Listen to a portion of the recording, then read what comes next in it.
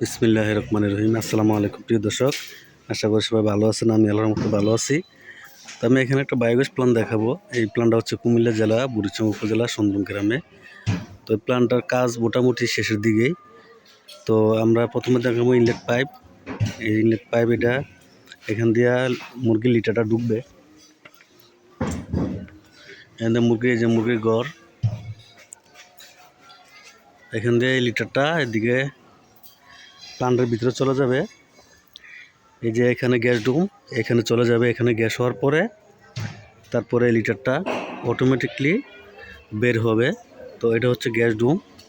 এটা প্রায় শেষের দিকেই। এটা আর একটা রাউন্ড গাঁথলে এটা শেষ হয়ে যাবে। পরে এটা রড দিয়ে তারপরে বার্নিং করে এটা ডালাই দেওয়া হবে। আর এটা হচ্ছে হাইড্রোলিক চেম্বার। এটা হচ্ছে হাইড্রোলিক চেম্বার।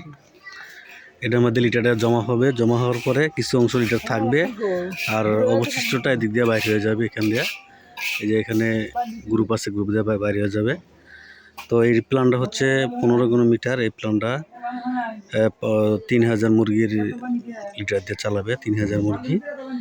তো এটা দিয়ে প্রায় 20টা চুলা চলবে, 15 থেকে 20টা চুলা চলবে। তো আপনারা চাইলে, যদি আপনাদের আরও বেশি মুরগি থাকে, আপনারা চাইলে কমার্শিয়াল প্ল্যান করতে পারেন।